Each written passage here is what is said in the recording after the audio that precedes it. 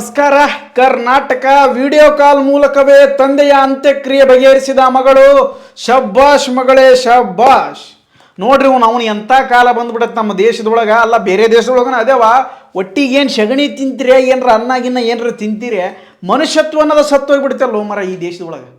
ಎಂಥ ಮಕ್ಕಳಾಗಿದ್ದೀರಿ ನೀವು. ತಂದೆ ನಿಮಗೋಸ್ಕರ ಇದು ಎಲ್ಲಿ ನಡೆದಪ್ಪ ಅಂತ ಹರಿಯಾಣ ರಾಜ್ಯದೊಳಗೆ ನಡೆದೈತೆ. ತಂದೆ ಶಿವಕಿರಣ್ ಎನ್ನುವಂಥವರು, ಪಾಪ ಶಿವಕಿರಣ್ ರತನ್ ಎನ್ನುವಂಥವರು ವೃದ್ಧಾಶ್ರಮದೊಳಗೆ ಇರ್ತಾರ. ಮಕ್ಕಳು 3 ಹೆಣ್ಮಕ್ಳು ಇರ್ತಾರೆ. ಆತ ಗಂಡ್ಮಕ್ಳು ಏನು ಇಲ್ಲ ಅಂತ ಎನ್ನುವಂಥ ವಿಷಯ ಗೊತ್ತಾಗ್ತೈತೆ. 3 ಹೆಣ್ಮಕ್ಳು ಇರ್ತಾಳೆ. ಒಬ್ಬಾಕಿ ನೇಪಾಳದಾಗ, ಒಬ್ಬಾಕಿ ಉತ್ತರ ಪ್ರದೇಶದೊಳಗೆ, ಒಬ್ಬಾಕಿ ಮುಂಬೈನೊಳಗೆ.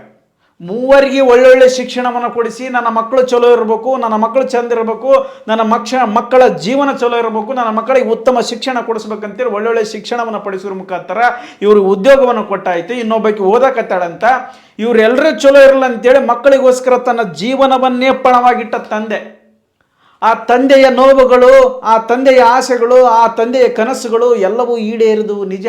ಬಟ್ ತಂದೆಯ ವೃದ್ಧಾಶ್ರಮದಲ್ಲಿರುವಂತಹ ಜೀವನ ಎಷ್ಟರ ಮಟ್ಟಿಗೆ ಹಾಳಾಯಿತು. ಹಕ್ಕಿ ಹಾಳಾಕುವಲು ಬಾಯಲ್ಲಿ ನೀರಾಕಲು ಯಾರಿಲ್ಲ, ಚಿತೆ ಸುಡುವಲು ಕೂಡ ಯಾರಿಲ್ಲ. ಎಲ್ಲರಿದ್ದೂ ಕೂಡ ಯಾರಿಲ್ಲದಂತಹ ಜೀವನ, ಎಲ್ಲರಿದ್ದೂ ಕೂಡ ಯಾರಿಲ್ಲದಂತಹ ಅಂತ್ಯಕ್ರಿಯೆ ಯಾರಿಗೂ ಬೇಡ. ಇಂಥ ಜಗತ್ತಿನೊಳಗೆ ಇಂತಹ ಮಕ್ಕಳಿದ್ರೇನೈತೆ, ಸತ್ತರೇನೈತೆ, ಬದುಕಿದ್ರೇನೈತಿ. ನೋಡ್ರಿ, ಈ ಮಕ್ಕಳಿಗೋಸ್ಕರನೇ ಆ ತಂದೆ ತನ್ನ ಜೀವನವನ್ನೆಲ್ಲ ಪಣವಾಗಿಟ್ಟುಬಿಟ್ಟ. ತನ್ನ ಇಡೀ ಜೀವನವನ್ನೇ ಪಣವಾಗಿಟ್ಬಿಟ್ಟ. ಕೊನೆಗೆ ಇವರೆಲ್ಲರಿಗೂ ಕೂಡ ನೌಕರಿ ಇದ್ದರೂ ಕೂಡ, ಅಥವಾ ಇವರೆಲ್ಲರಿಗೂ ಕೂಡ ತಿನ್ನಕ್ಕೂ ಮತ್ತು ದುಡಿಯೋಕ್ಕೂ ಶಕ್ತಿ ಇದ್ದರೂ ಕೂಡ ಒಬ್ಬ ತಂದೆಯನ್ನು ಸಾಕ್ಲಿಕ್ಕಾಗಲಿಲ್ಲ ಇವರಿಗೆ. ತಮ್ಮ ಕೆಲಸ ನೋಡ್ಕೊಳಕ್ಕೋಸ್ಕರ ಆತನ ವೃದ್ಧಾಶ್ರಮದೊಳಗಿಟ್ಟಿದ್ರು. ಆ ವೃದ್ಧಾಶ್ರಮದೊಳಗೂ ಕೂಡ ಇದ್ದು ಮಕ್ಕಳು ಬರ್ತಾರೆ ಎನ್ನುವಂಥ ಕೊನೆಯ ಕ್ಷಣದಲ್ಲೂ ಕೂಡ ಆತ ತನ್ನ ಜೀವವನ್ನು ಬಿಟ್ಟು ಬಿಡ್ತಾನೆ. ಆದರೂ ಕೂಡ ಮಕ್ಕಳು ಬರಂಗಿಲ್ಲ. ಸುದ್ದಿ ತಿಳಿಸ್ತಾರೆ, ವೃದ್ಧಾಶ್ರಮದ ನಿಮ್ಮ ತಂದೆಯವರಿಗೆ ಹಿಂಗಾಗೈತೆ ಅಂತ ಸುದ್ದಿ ತಿಳಿಸಿದ್ರು ಕೂಡ ಮಕ್ಕಳು ಬರಲೇ ಇಲ್ಲ. ಬಹಳ ದುರ್ದೈವ ರೀ, ಬಹಳ ದುರ್ದೈವ. ಈ ಮಕ್ಕಳಿಗೆ ಕರುಣೆ ಅನ್ನೋದೇ ಇಲ್ವಾ? ಅಥವಾ ತಂದೆಯ ಕಷ್ಟಗಳ ನೆನಪೇ ಬರಲಿಲ್ವಾ? ಅಥವಾ ತಂದೆಯ ಜೊತೆಗೆ ಬೆಳೆದಿರುವಂತಹ ಮಮಕಾರದ ಆ ಕ್ಷಣಗಳು ನೆನಪಿಗೆ ಬರಲಿಲ್ವಾ? ಅಥವಾ ತಂದೆಯ ಅಂತ್ಯಕ್ರಿಯೆಯನ್ನು ಮುಗಿಸಿ, ನಮ್ಮ ಸಾಂಪ್ರದಾಯಿಕ ಪದ್ಧತಿಯಂತೆ ಅಂತ್ಯಕ್ರಿಯೆ ಮುಗಿಸಿ, ಒಂದೆರಡು ಕಣ್ಣೀರನ್ನು ಹಾಕಿ, ಒಂದೆರಡು ಭಾವನೆಗಳನ್ನು ಹೊರ ಹಾಕಿ, ಕೊನೆಯ ಅಂತ್ಯಕ್ರಿಯೆಯಲ್ಲಿ ಕೂಡ ನನ್ನ ತಂದೆಯ ಮುಖವನ್ನು ನೋಡಬೇಕು ಅಂತ ಅನಿಸ್ಲಿಲ್ವಾ? 3ರಲ್ಲಿ ಒಬ್ಬರಿಗೂ, 3 ಜನ ಹೆಣ್ಮಕ್ಳು, 3 ಜನ ಹೆಣ್ಮಕ್ಳು ಒಬ್ಬರಿಗೂ ಅನಿಸ್ಲಿಲ್ಲ. ಎಂಥ ಮನಸ್ಥಿತಿ ಇರಬಹುದು, ಇವ್ರದ್ದೆಂಥ ಕೆಲಸವಿರಬಹುದು. ತಂದೆಗಿಂತ ಶ್ರೇಷ್ಠವಾಗಿರುವಂಥ ಕೆಲಸ ಯಾವುದು? ತಂದೆಯ ಅಂತ್ಯಕ್ರಿಯೆಗಿಂತ ಬಂದಿರುವಂತಹ ಉದ್ಯೋಗ ಯಾವುದು? ಅಲ್ಲಿರುವಂಥ ರಜೆ ಕೊಡ್ಲಿಕ್ಕಾದ್ರೂ ನಿಮಗೆ ಕಷ್ಟ ಆಗ್ತಿತ್ತ? ಇವರಿಗೆ ಬರ್ಲಿಕ್ಕೆ ಇಷ್ಟ ಇಲ್ಲ.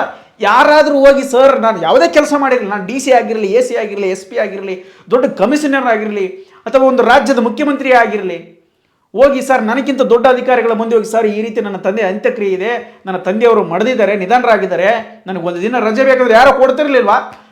ಕಚಡಗಳೇ, ನೀವೆಂಥ ಮಕ್ಕಳು? ಅದರಲ್ಲೂ ಹೆಣ್ಣುಮಕ್ಕಳಂತೆ. ಗಂಡು ಈ ರೀತಿ ಮಾಡೋದು ನಾವು ಸಹಜವಾಗಿ ನೋಡಿದ್ವಿ. ಬಟ್ ಹೆಣ್ಣುಮಕ್ಕಳು ಕರುಣಾಮಯಿ, ಭೂಮಿ ತಾಯಿಯಷ್ಟೇ ಶ್ರೇಷ್ಠ ಅಂತೇಳಿ ನಿಮ್ಮನ್ನು ಕರೀತಾರೆ. ಬಟ್ ಹೆಣ್ಮಕ್ಳು ಕೂಡ ಇಂಥ ಮನಸ್ಥಿತಿ ಐತೆ ಅನ್ನೋದು ಇದೇ ಫಸ್ಟ್ ಟೈಮ್ ನಾನು ಕೇಳ್ತಿರೋದು. ನಿಜವಾಗ್ಲೂ ಈ ವಿಷಯವನ್ನು ಕೇಳಿದ ತಕ್ಷಣ ತುಂಬ ನೋವಾಯ್ತು ರೀ, ತುಂಬ ನೋವಾಗುತ್ತೆ ಮನುಷ್ಯನಿಗೆ. ಹೆಣ್ಣನ್ನು ಎತ್ತಿರುವಂಥ ತಂದೆಗೆ ಒಂದು ಶಕ್ತಿ ಇರುತ್ತಂತ, ಒಂದು ಧೈರ್ಯ ಇರುತ್ತಂತ. ನನ್ನ ಗಂಡು ಮಕ್ಕಳು ನೋಡಿಲ್ಲ ಅಂದ್ರೂ ಪರವಾಗಿಲ್ಲ, ನನ್ನ ಒಡ ಹುಟ್ಟಿದಂತಹ, ನನ್ನ ರಕ್ತಕ್ಕೆ ಹುಟ್ಟಿದಂತಹ ನನ್ನ ಮಗಳು, ನನ್ನ ಮಗಳ ಗಂಡ ನೋಡ್ತಾರೆ ಅನ್ನುವಂಥದ್ದು ಭಾಳ ಭರವಸೆ ಇರುತ್ತಂತೆ ಯಾವುದೇ ತಂದೆ ತಾಯಿಗಾಗಿದ್ರೂ ಕೂಡ. ಗಂಡು ಮಕ್ಕಳಿಗೆ ಅಷ್ಟು ಅವರು ಪ್ರೀತಿ ಕೊಡೋದಿಲ್ಲ, ಹೆಣ್ಮಕ್ಳಿಗೆ ಭಾಳ ಪ್ರೀತಿಯನ್ನು ಕೊಡ್ತಾರೆ ತಂದೆಯಲ್ಲಿ ಸ್ಥಾನದಲ್ಲಿರುವಂಥವ್ರು. ಆದರೆ ಮಕ್ಕಳು ವಿಡಿಯೋ ಕಾಲ್ ಮುಖಾಂತರ 5,100 ರೂಪಾಯಿ ಫೋನ್-ಪೇ ಮಾಡಿದ್ರಂತ ಅರ್ಚಕರಿಗೆ, ವೃದ್ಧಾಶ್ರಮದವರಿಗೆ.